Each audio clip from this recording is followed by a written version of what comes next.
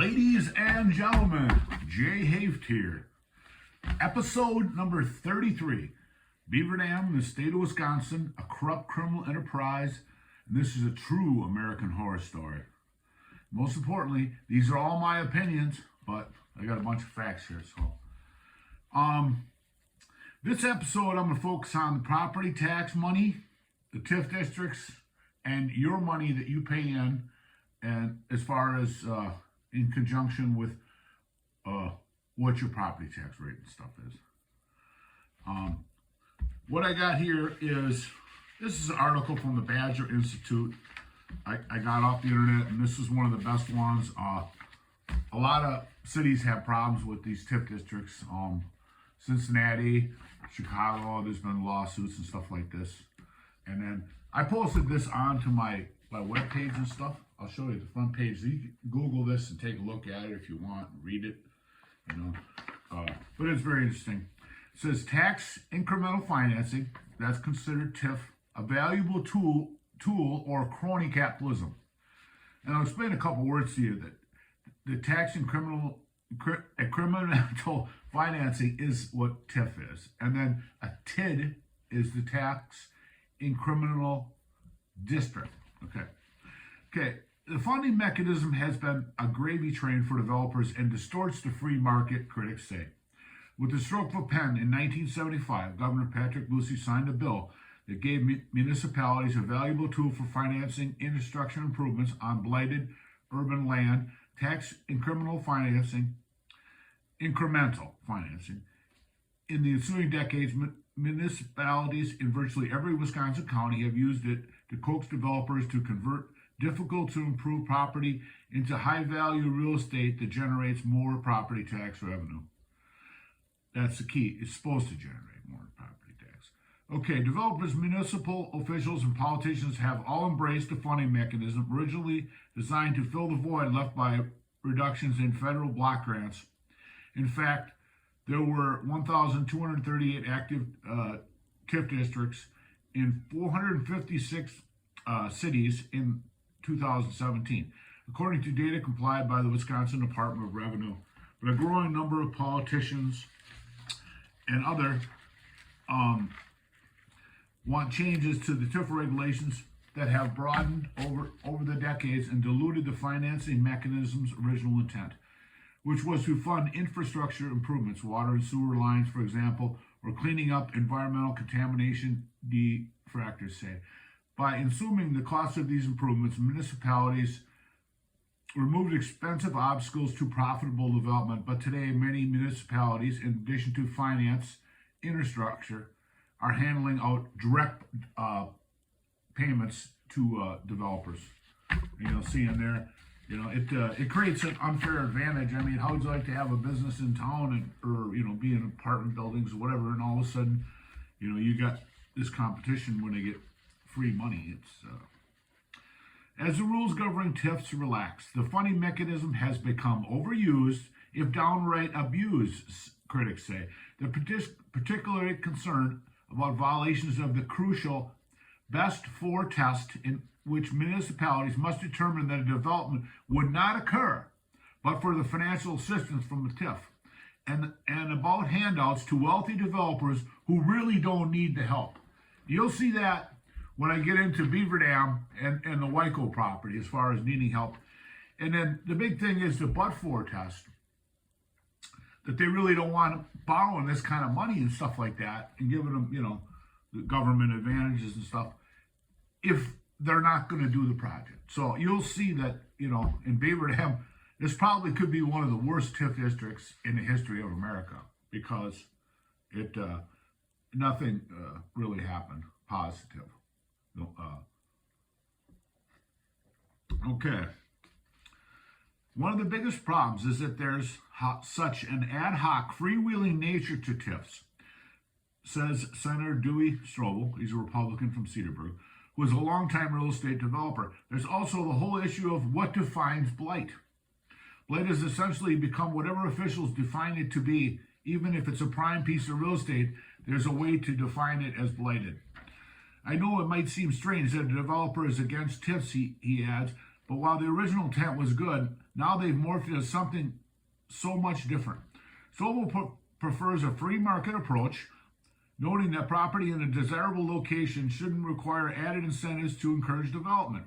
For instance, in charming Cedarburg, hardly a hub of blight, the city is giving Brookfield-based developer HSI Properties a $1.925 million public subsidy to build an apartment complex on a 4.25-acre parcel owned by the St. Francis Catholic Church. Moreover, Strobel asserts that the use of TIF perversively affects the market value of the property. Instead of the market truly defining what land is worth, the price goes up once landowners know the TIF is involved. And also, too, somebody could, knows the city or whatever and say, hey, we're going to make a TIF district here. Maybe you should buy the property, whatever. It could happen. Rick Eisenberg, the president of Wisconsin Institute for Law and Liberty and Conservative Law and Policy think tank based in Milwaukee, asserts that too often TIF becomes a form of corporate welfare. Yeah. And they're the ones that, the rich people are the ones that complain, pay all tax, even though most of them probably don't anyway. Yeah. When developers know they can be subsidized in this way, it becomes much harder for anyone to refuse to do it. And because the prerequisites for TIFs have expanded and aren't rigorously observed or enforced, because there's really nothing for which you can't use a TIF for. Developers know it and communities know it, so it becomes more of a presumption than an exception, Eisenberg says. Essenberg and Strobel question why TIF projects increasingly include direct payments to developers. While with TOSO officials, for instance, close to approving a TIF that would pay $13.8 million to developer Mayfair Hotel over the course of 18 years. The money would defray some of the costs associated with converting 11-story, 150,000 square foot into a 12-story, 196 luxury room hotel near Mayfair Road and North Avenue, according to news reports. It's difficult to assess how widespread the practice of direct payments has become, according to a 2009 study of 81 closed TIFs complied by the Wisconsin Taxpayers Allowance. Now the Wisconsin Policy Forum grants to developers accounted for just 2.7% of expenditures. Only 11 of those TIDs provided grants to developers, but in those 11 districts, grants average almost 20% of the expenditures. So imagine getting 20% of you're going to see some. It's a lot more than that.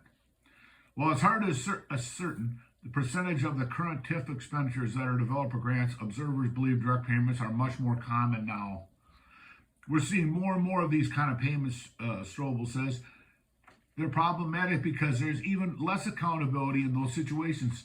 It's one thing if taxpayers are subsidizing specific infrastructure improvements, but if the developer says that it's $1 million income gap that must be filled to make a project feasible, who provides the data that proves the developer actually needs the money to make it feasible?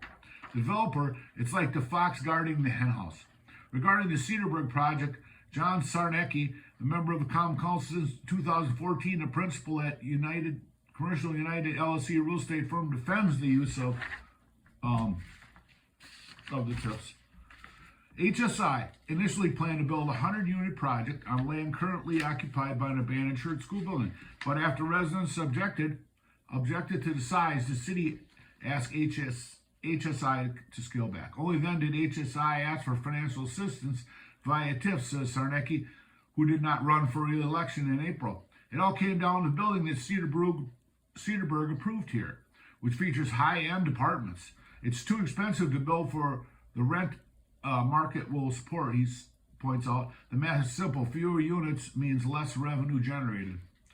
Is the church property truly blighted? Sarnecki says, because the school, which closed a few years ago, is vacant and the property is functionally obsolete. He says the project passes the but-for test because without a TIF, the project would not have been moved forward. In the end, the city officials had to opt out of the HSI project or gamble that something better would come along. More pressure on government services. Strobel and others point out that TIF projects such as apartment complexes and multi-use commercial buildings put increased pressure on municipal services such as police and fire protection, schools, garbage collections, roads, maintenance, snow plowing, and the like. But while the now developed property typically increases in value and generates more property tax revenue, that additional revenue doesn't go towards funding the increased demand for services. It also does not relieve the property tax burden on residents. And this is what I'm trying to get to, because it's supposed to increase the value, the TIF, of the property, so you get increased property tax money coming in. And you'll see why the one in Beaver Dam here is probably the worst ever.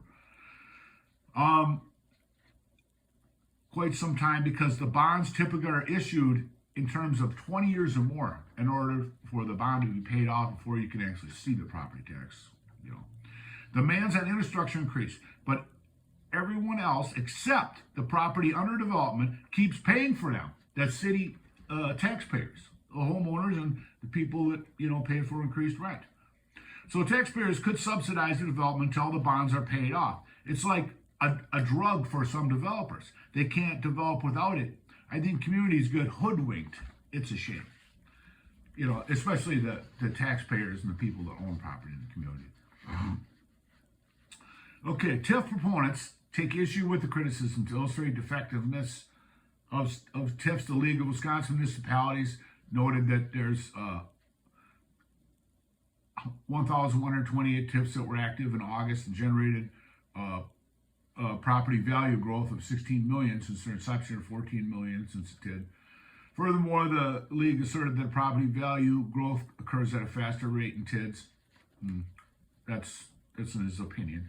TIF is a very effective mechanism for municipalities to share in the equity creation of property value with the developer. It's fine and dandy if it's done right and it works actually for the people of the community. He cites 5% annual increases in construction costs. Think lumber, steel, concrete, labor, just for starters. Since 2010, there's often been an issue of contaminated brownfield sites that require expensive cleanups. Other disincentive for developers. In short, he says that many TIFs are long on vague rhetorical criticism, but short on intimate working knowledge and the nuts and bolts of how real estate and development really works. So I'm not going to go on this anymore, because these are his opinions, and that's for a TIF that works. And this is a controversy in Eau Claire. Like I said, you can go on and read this if you want. Kerry Kincaid, who's been president of the Eau Claire City Council since 2009, a strong advocate of TIFs, including one created in 2014 that's become controversial, the downtown development of the $80 million publicly and privately funded a confluence project. The mixed-use development is so named because the site overlooks the confluence of the Eau Claire and Chippewa rivers.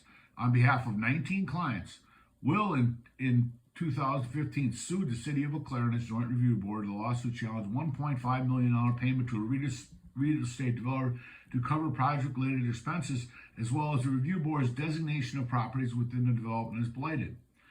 In Eau Claire County Circuit Court, Wisconsin Court of Appeals has sided with the city. Will appealed to the Supreme Court, which had oral arguments in April. A decision is expected later this spring. Kincaid said the city has used TIF for decades to spur economic growth, 12 TIDs in all. And we'd like to have the new mayor, Becky Gluen, come on and explain to the taxpayers in town how many of these TIFs and TIDs, the districts, that the city of Beaver Dam is paying on right now. Okay? Because I know in Chicago they said that a third of their money coming in is going for these TIF payments, with about half of them still active. Regarding the Confluence project, she says support has been overwhelmingly positive. And a lot of people don't know how they work and what they work and stuff like that. Okay, this is the last page of this. The properties that make up the Confluence project were blighted, including vacant land and commercial buildings and unmaintained parking lots, she says. I'm confident could have not been developed without the TIF, Kincaid says. I've lived in Eau Claire since the mid-1970s, when the downtown was vibrant. In the 1880s and the 90s, they emptied out the downtown was hanging on my fingernail. We brought back life to downtown. It wouldn't have happened without public investment through TIF. Kincaid also rejects the crony capitals, noting that only one of the city's projects included financial incentive to a developer. There are no cronies, just capitalists who want to invest in improving land, she says. Eisenberg disagrees, saying that properties in question were not blighted as defined by state statute. Blight is not what you'd like it to be, he says. Blight is determined as slum-like conditions where the physical condition imperils the life of the property. This is kind of the closing statement. So TIF is being overused and abused. What should be done? Eisenberg says the state legislature should strengthen the but-for test and tighten up the definition of blight, as well as more narrowly define the circumstances under which TIF can be used. Strobel suggests several remedies. One of the used is so-called pay-as-you-go funding instead of cash incentives for developers. This technique is already used for some TIDs. Under this scenario, developers would have more skin in the game by funding some of the costs up front, then getting repaid via new property tax revenue generated by any increase in the site's value. It's better because instead of the city borrowing the money, the developer technically fronts the money and gets paid off by the incremental increases in property. That's if the development actually goes forward. He explains, Strobel said he has introduced bills to reform TIF, used every year. He's been a state legislator since 2011, but special interests recoil at them, he says. We get good sponsorship, but again, it's about special interests that bring funding into the political process. Okay, that's that. That's one of the best articles that I could find. This is the city's tax and criminal finance, incremental finance. Get it right, Jay. Okay. The DNR actually sent me this to me, which is kind of interesting. And this is a projected income on it. That's if the buildings actually get developed. Okay. This is what they're projected on here. Okay. The introduction and purpose. Kind of go through this fast. City of Beaver Dam identified a need to expand its economic base through business development in the downtown setting. In order to promote development, the city is seeking to designate a geographic area, and it's TID District number 6. I don't know how many they have active or 3 or how many they actually have now, and it's a capital improvement plan. Activities encourage and attract business through the city downtown. At least 50% of the land in the TID has been classified as blighted. I kind of question that because I went into the city and I asked them, when did you blight my property? Because they had a list of blighted properties, and I was on there, and I asked a couple other property owners, and you'd think if your property was blighted, you would know. But like they said in there, they can basically do it for any reason at all. And this is a statement of kind, number and location of proposed public works projects. This is the city had, and I believe this is above the 30 million that they allocated for, the other stuff. The property acquisition, that's for the downtown buildings. When this is when the city got paid for my building the first time, one of 4 times. It says acquisition of properties within or near the TID currently designated as being in a floodway. So that it's not saying excluded any. The price sounds about right for all of them, at their assessed value at the time. The demolition, parking improvements, 200,000, 770 for demolition, 600,000 assistance. That was for the flood wall, which I explained to you, which legally couldn't be done. And then it says developer incentives.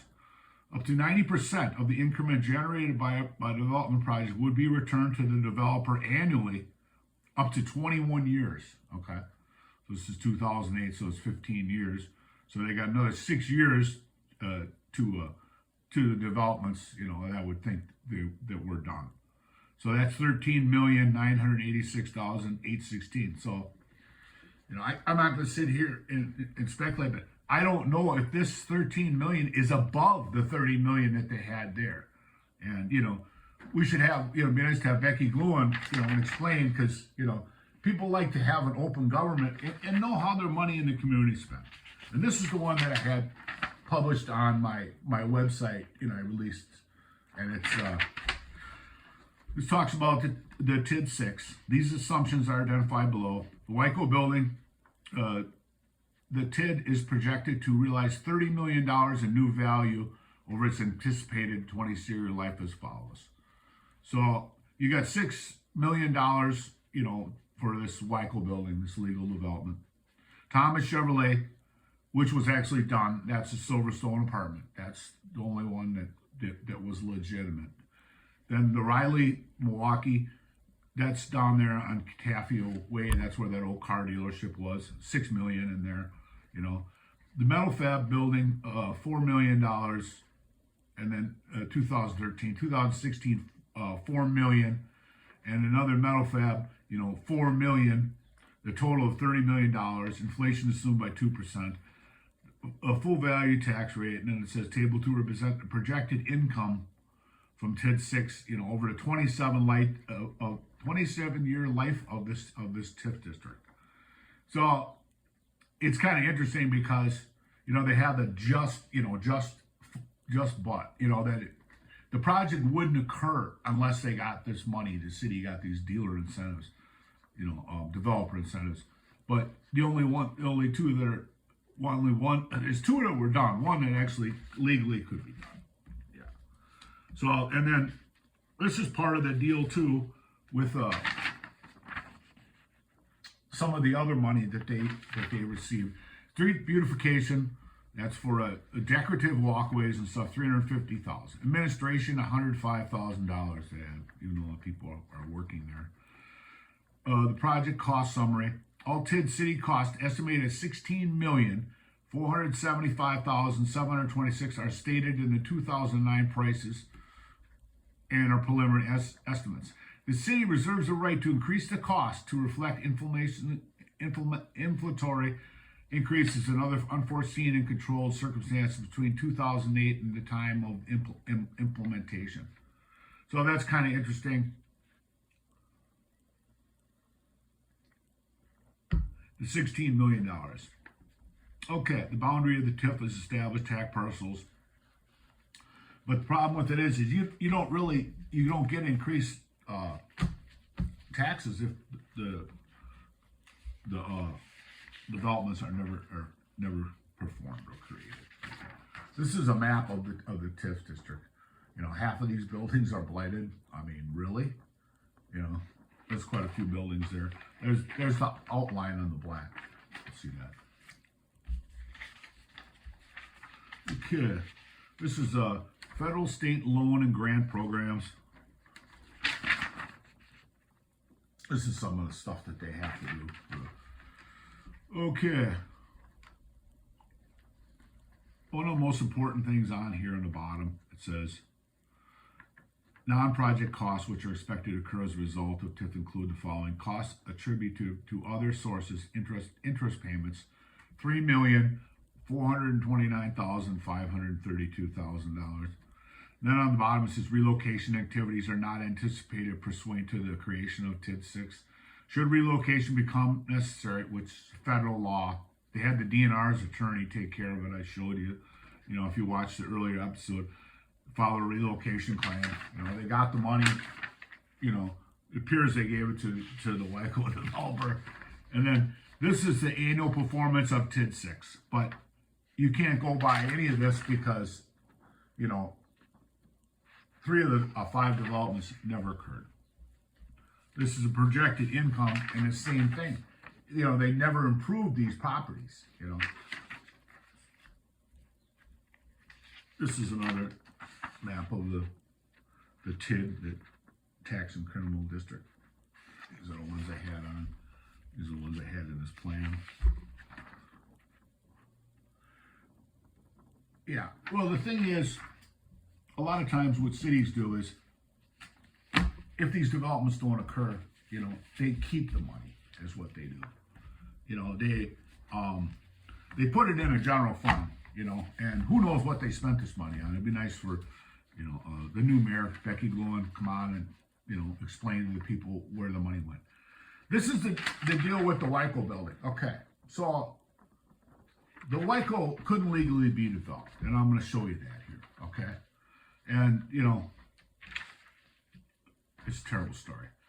Okay, this is about the Weichel building. This is an article in the paper, and this is Mary Ann Shackson here, the city building inspector at the time. But every developer sees that property and the floodplain issues there. They know it has to be resolved. No matter how enthusiastic anybody has been, you just watch people move back in their seats when that topic comes up. City Attorney Mary Ann Scheck said she would be working with Guy Burlingame, who's the city building inspector, on a solution to the floodplain problems at Waco, and those affected efforts resulted in Monday's proposal. Burlingame told the committee that since the Waco building is in the floodplain and not the floodway, the city should request a variance from the Board of Appeals. The wording of the variance would allow all improvements or additions as long as they comply with uses allowed in the zoning district. It's not that big a thing, I don't think, Burlingame. I don't think the DNR would squawk a little bit about it, but it's justified to back off. While it was noted that the DNR could appeal a variance that was granted, Burlingame said that believed the Waco building would meet all the guidelines for a variance. Last Tuesday, Shack went so far as to say any action brought forward by the city would have the full backing of the city attorney's office should the DNR oppose. The interesting thing is the city will take on the DNR if necessary, Shack said at the time. All the persons unanimously voted forward on the proposal. And then it says here on the farther down, you can read it if you want. This would be done so the DNR has had added ammunition in a possible appeal. The interesting thing, the city will take on the DNR if necessary, just before they got to be good friends. Okay, so this is a DNR email. I received 300 pages of DNR emails from the city and stuff, and it says on the second part here, it's Rob Davis to Gary Hendricks, Jim Condon, Beaver Dam Waco Development. City of Beaver Dam like to develop the old Waco building, which is immediately downstream of the dam on the right side. The building is not in the 100-year floodplain, which, you know, the DNR kind of let it go because they had other ideas. It is, however, in the hydraulic shadow of the dam failure. Oh, what that is if the dam fails, you know, it's going to erode to the sides and you know, the Waco building is what they call the shadow. It's basically probably get wiped out at the dam because the lake is, you know, like 14 or 15 miles long. We told them they need to fill the lowest level to FPE. You know, try to let people don't know what that is. It's floodplain elevation. So it's below the floodplain. So they have to. We're a working developer who's interested in the building, but they want to use the lowest level for parking. They're interested in using this money from selling this building to start removing buildings over the river that are built and are willing to enter into MOU, a memorandum of understanding, saying that the development of the Waco and the buildings over the river would be removed concurrently. Normally, you would just develop the building. You wouldn't have to come in and threaten 17 small business owners, their husbands, their wives, their children, the people that are tenants in the properties. You know, some of the people own the buildings and rented them. Some of the tenants in the upstairs apartments and their families, they're people. They're American citizens. They have rights. The Fifth Amendment. Okay, and then here's another one from the DNR. You know, never before has a city came in after a flood and started threatening people. Never happened. Never, ever happened. They had one of the attorneys looked it up because cities try to help people. They work for the cities. The citizens in the community is who they're supposed to work for. That's like the mayor. You know, the new mayor. She wasn't the mayor at this time, but she needs to be upfront and honest with the people. I mean, you work for the people. You don't work, you know, for yourselves or the cronies. And then this is another email here. Okay, we like this development to project to occur concurrently with the removal of buildings over the river downstream of this project, as suggested by Beaver Dam meeting with Jim Condon and myself on July 2nd. You know, this is less than a month after the flood. We'd like to enter a memorandum of understanding with the city of Beaver Dam. We'll put together an agreement. Okay. And then due to the proximity of the dam, the Waco building, potential hazard that it creates for the building, we would strongly recommend that the lowest level of building be permanently deeded restricted to only allow parking with no heavens level. If any utilities are placed in the bottom, they never filled this in, okay? To bring it up to floodplain elevation, they said it wasn't in, but then they had to bring it up to it, which is just kind of like smoke and mirrors, you know? But They tried to tell the property owners downtown we had to fill in our basements, even though they were sitting on pilings, you know. And it says here, which is important, other methods of floodproofing are strongly recommended to be looked at to protect the city and potentially reduce the liability that the city would have if the dam were to fail. Well, they told them in 2002, like I said earlier, to fix the dam, you know. If the dam failure analysis adopted includes the Wyco building, okay, if the shadow assuming the dam fails would include the Wyco building, but the shadow assuming the dam is non-existent may not include the Wyco building. So this you'll see why they came out with these floodplain maps that said that the dam wasn't there. But the problem with that, I'll go into the problem with that. And it says, additionally, if the Wyco building is put into the floodplain by the dam failure, it would be subject to the 50% rule after development if the dam failure is adopted after permitting the structure. So they legally could not develop this building because they didn't fill in the basement. And what they did is, one of the things in the DNR is, if there's a change in the main usage of this building, which there is, and they would step millions into this building of taxpayer money into this legal development of this building. Okay. So then we got the Wyco. This is the Wyco building. The city has a block grant party, and it's interesting because they got $3.7 million. So this was the original grant, you know, and you'll see that I'll show you in a little bit that the mayor applied for the grant for them. Normally, the building they apply for their own grant. This is flood recovery money. You can't use it for new construction. You can't get duplicate funding. I'll explain that to you in a little bit. But in this grant here, that's the second time they got paid for my building. The third time was a direct grant for my building. And the fourth time, HUD gave them another $1 million of duplicate funding to pay for my building. So that's 4 times the city got paid for mine. 5 years they threatened me after they had received funding 3 times. This is how bad the city government is. Do you really think you should have an open government? I would think so. Okay. In this, it says in here, this is what the developer says. You know, you've seen the sucker, right?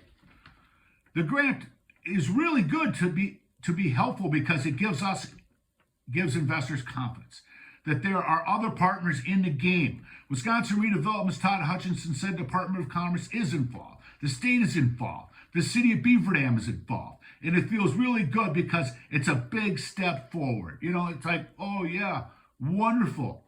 You know, the city gets their grant. But see, what they did is, Hayes got on them, it wouldn't change this, you know? Okay. This is the Stafford Act, okay? Dodge County was declared a federal disaster in 2008 after a flood. And all these Stafford laws apply. They're put in place to protect innocent people from corrupt governments. It says duplication of funds. Benefits on it. Okay. The president, in consultation with the head of each federal agency administrating any program, providing financial assistance to persons, business concerns, or other entities suffering loss as a result of a major disaster or emergency, shall assure that no person, business concern, or other entity will receive such assistance with respect to any part of such loss as to which he has received financial assistance under any other program. Well, a TIF program or a TIF district, TIF grant program, or other program or form insurance or any other source. Yeah, that's considered a source. That's duplicate funding, okay? Okay, and it says, this is a conspiracy, okay? You know, a lot of people laugh when you talk about a conspiracy because there's so many false ones, right? With the removal of 17 small business owners, you can develop a building. This is huge. This is a huge, what they call wheel conspiracy, because there's so many people involved. You know, if you watch the series, please watch it, because there's just so much, it just blow your mind. It says a wheel conspiracy is a conspiracy in which a single member, usually the ringleader, okay, or a group engages in separate illegal dealings with 2 or more other members or groups. And there exists a shared criminal purpose among all the member groups engaged in the activities. The ringleader group, which deals with other members or groups, is called the hub. And the subsidiary parties that maintain individual relationship with the hub is called spokes. Such a conspiracy is known as a hub and spoke conspiracy. Because there's just so many people, and a big thing was to develop this building, they went to all the extremes. Okay, so one of the things you have to do when you get grant money is you have to do an environmental, okay? And one of the biggest things with the property acquisition is blackmail. You can't use blackmail. You can't threaten people. If you don't sell your building, the DNR is going to order it down and make you pay to tear it down. That's blackmail. Somebody come over to your house and said, hey, you don't sell your house for 65% of your value. To me, we're going to make you have the DNR have you tear it down and make you pay to have it torn down. That's blackmail, okay? The Fifth Amendment of the United States Constitution says they must pay just compensation any property taken for public use, and that contains federal funding in it, okay? So this is the LGU. This is for local government, because they tore down the buildings, they filled it in with lead paint, contaminated fill, because it's going to save them money, and they hired a contractor in Chicago, and on and on and on. It's just out of control. These property acquisition methods are complex and require LGU, that's a local government unit, to understand the proposed method before proceeding. Generally, these methods require the LGU to make a slum clearance or blight elimination finding as part of the document. So you have to go through a legal process. You have to treat the people fairly in order to get the money, and they didn't, And then there was Fort Charles Building, which was ready to collapse in the river, And then, I'll put this up here if you want to read this or not. It's like they said his building was collapsing, and they told him he couldn't fix it. So this goes into the property with the environmental protection. It's actually they're in violation of the Environmental Protection Act, in my opinion. It says some states provide an exemption to containment liability for local government units are required involuntary through one of the several prescribed methods. I'm not sure whether the method Beaver Dam is planning to use require these properties meets the statutory requirements. I'm working with the R&R program, folks in the central office, to clarify the city's ability to take advantage of the exemption, which will essentially provide them from identification they're looking for, if they are eligible. I haven't had a chance to discuss with the folks in CO, but we will keep you posted on how these discussions go. I doubt there are any significant contamination issues associated with those sites, but there's always room for one or two surprises. So they knew about it. Okay. So this is what's interesting too. This is from J.D. Van Hollen, who was Attorney General in Wisconsin. Okay. Now I contacted them and I told them about all the corruption in Beaver Dam, and they said, well, we don't really do anything. We want it to be taken care of through voting and stuff. Like you vote the new mayor and the city council and that. But if the radio and the paper aren't telling people in the community, the truth and what's going on, how do you know who to vote for? I mean, so I sent this letter to them about, some of this stuff in here. And it says, in Wisconsin, the authority of the Attorney General and Department of Justice he heads is both granted and limited by statutes enacted by the legislature. That authority does not include representing or advising private citizens or on legal matters. Rather, the Attorney General office is to represent the interests of the states and the state agencies. So who really oversees the state agencies? Yeah, that's a good question. So you basically have to,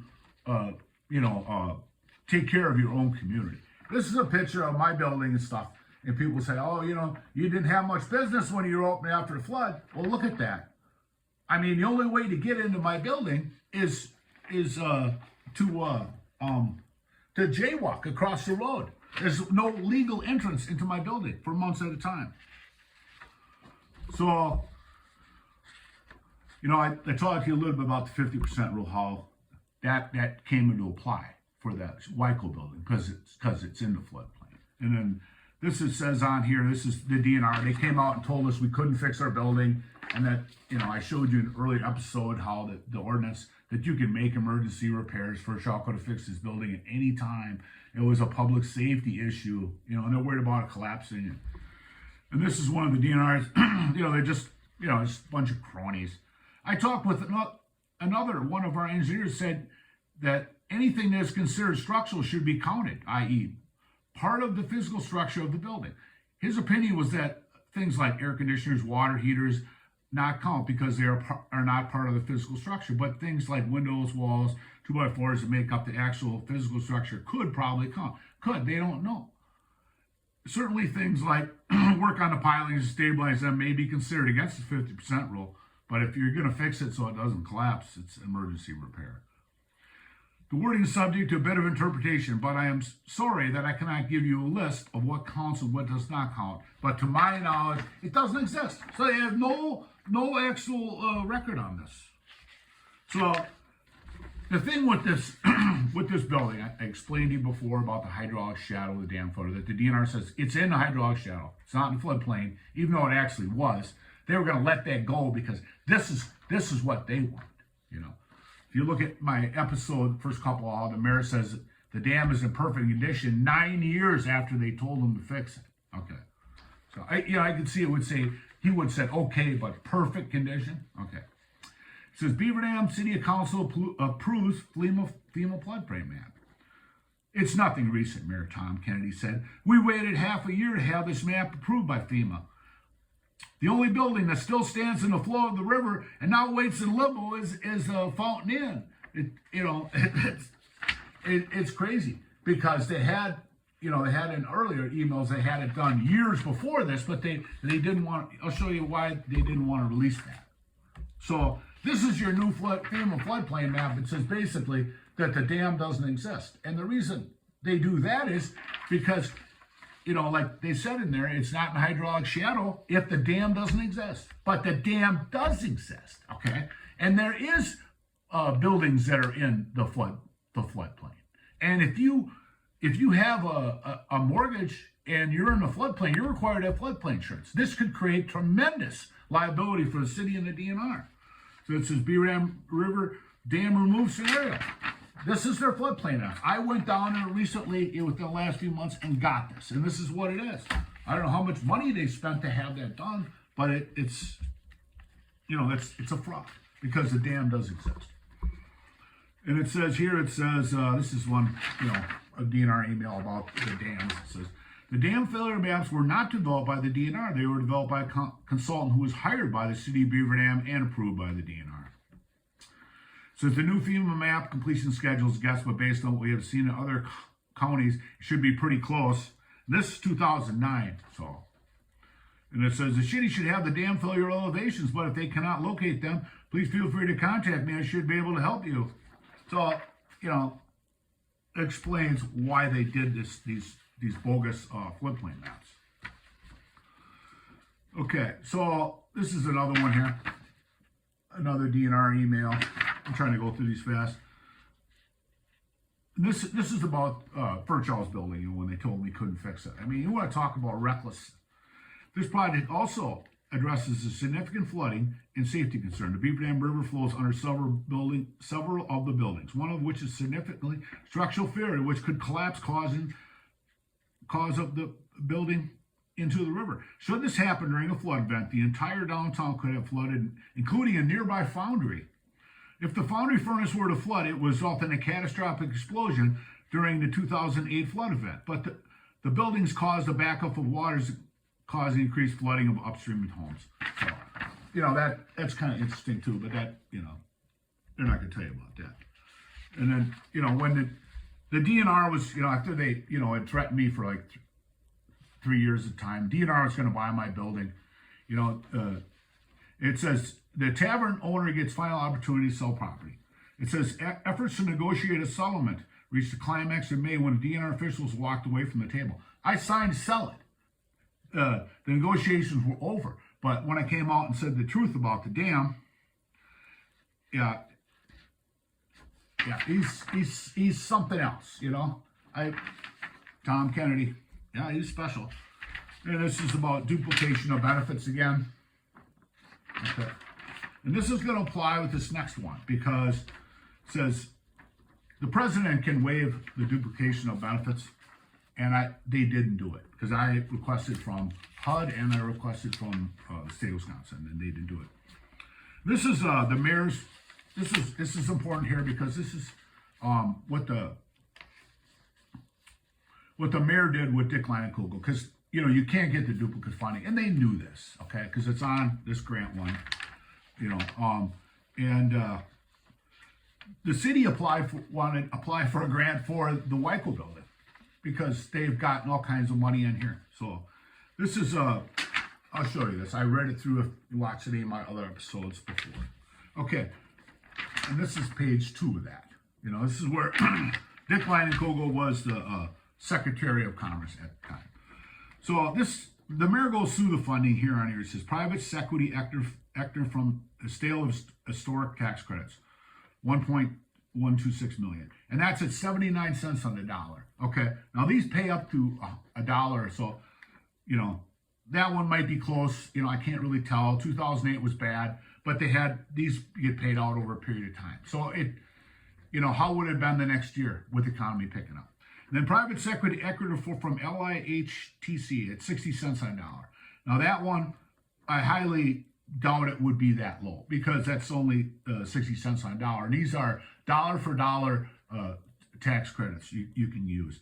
And then a permanent sector loan, which was $900,000, and then the gap on it is $1,731,000. So that's the gap. You got $8 million what they advertised for their development, but the mayor's missing part of this quite a bit. There's a grant that they got. First they said it was a loan, but it's a grant. I got the paper to prove it. $549,000. Tag that on. Then they get a developer fee of 12%. That's $960,000 that they get for that from Wisconsin WIDA. So that there basically almost covers this gap. Then they get this grant here. So that's why I'm saying, would this development be done without the TIF money? Absolutely. You're going to get, then they gave them on here, this is duplicate funding. This is flood recovery money. I can explain this to you because it's Ike 2, which is Hurricane Ike money, okay? They got $1.825 million. So the building is basically overfunded before it got any TIF money at all, okay? Yeah. So that's why you look at this TIF district and you say, okay, they borrowed all this money. What property improvements have they got? From those 2 buildings. The other 3 never occurred. And then this is from the office of the city clerk. I requested, because the city had someone else that wanted to buy the Wyco building at first. Okay, this name was Bernie. I talked to him personally. I talked to his lawyer. I talked to one of the guys in the jury. Came into my bar, was on there, and it was a jury trial. So it costs a lot of money for the city to go in. And the city, I requested how much the city spent on that, and they wouldn't, they said that there never was a lawsuit, but there was, yeah. So this is your city of Beaver Dam, how many TIF districts do they got? How much money did this TIF district cost you? Okay, so if you borrow, like $16 million and you pay interest on this, and as the interest goes up, the cities struggle because they have to pay out all this money. So, it's your money, it's your city. You shouldn't have to pay any more, pay for illegal developments and give money to them. And, it's a circus. And remember, it was all about, with removal of 17 small business owners, they could develop this building. Yeah. Nice place to live. Is this America, or is this Beaver Dam a special place?